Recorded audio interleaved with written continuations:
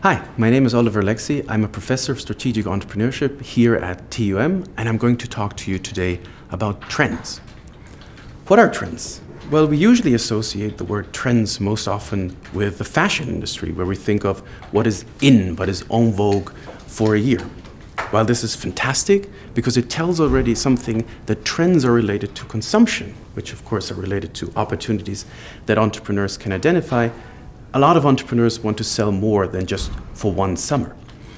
So when we think about trends, we usually think about large, long-term societal changes that have an impact about how we communicate, how we think about consumption, and how we generally interact. So they're big, big things. And you might have also heard about them by different names. For example, global challenges, megatrends, wicked problems. All of those things describe those big, long-term societal changes. The word megatrend, for example, has been used by Siemens for decades to think how they could organize the company for the future, for the societal changes that we're facing. One of the megatrends Siemens identifies, for example, is urbanization, that people from the countryside are moving to the cities, that cities become increasingly big, and the challenges this creates for infrastructure, transportation, or just building houses. Another megatrend, healthcare. And you can see how those thinkings, how those ideas are reflected in the corporate structure that Siemens has today. But it's not just large corporates that identify and in doing so to a certain degree set trends. It can also be governments by the laws that they make and create. It could also be non-profit organizations. For example, the Bill and Melinda Gates Foundation has a huge impact about how we think about healthcare. And finally, technology, which you've already heard a lot about, can impact how society develops over the future, can set new trends. Think about, for example, the Industrial Revolution that was caused by a technological invention, the first mechanical spinning wheel, the spinning jenny. And the consequence of this huge societal upheaval changes in pretty much everything that society at that point in time was standing for. Now, why would you, as an entrepreneur, want to work with and identify and most importantly follow trends? You should think of trends as a window on a picture of the future. The trend guides you to what a future 10, 20 years out may be, and thus removes considerable uncertainty about what the future will look like. Think of it literally like a picture that somebody else has drawn for you, and now you can go into this picture and identify the individual pieces and think which of these might be valuable to you to design a venture around.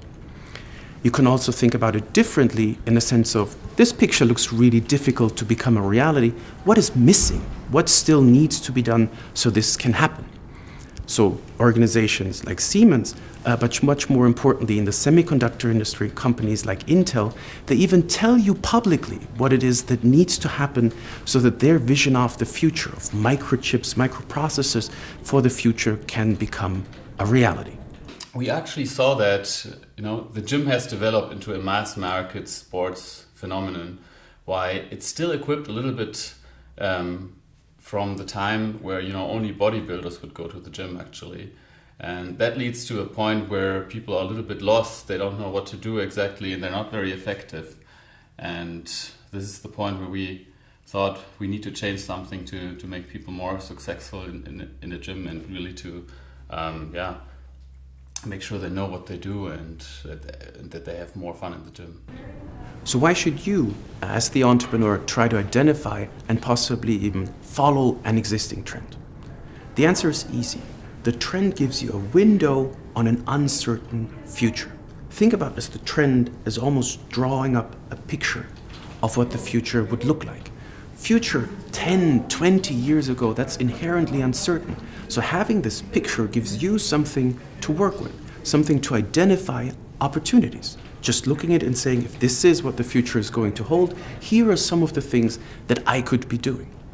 And it's not only the picture of the future, it's also the pathway there. Even the largest organizations in the world, they cannot create the future on their own. So they might need your help.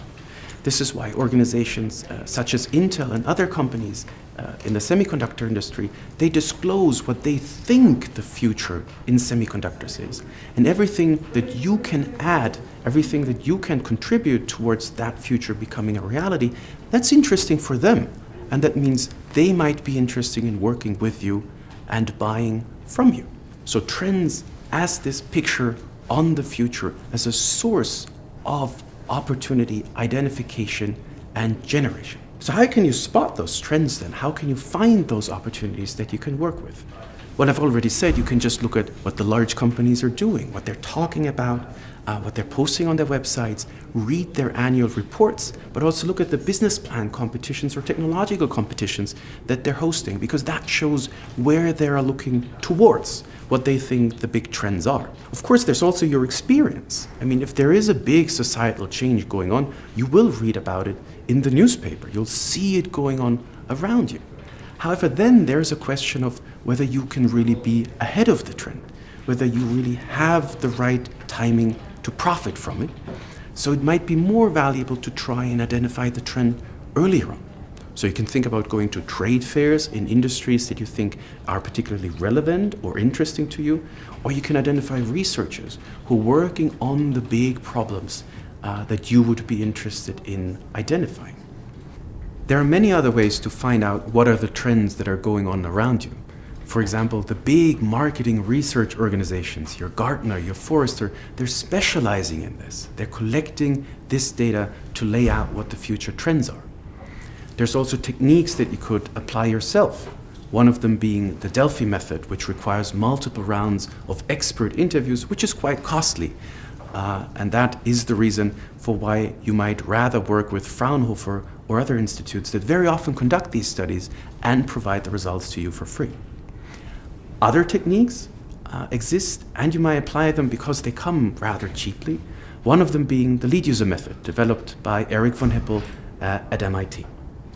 So to wrap up, trends as long, large, big changes to society. Trends as giving us a picture, a window of the future, of the changes that will occur to describe and help you identify opportunities. Good luck.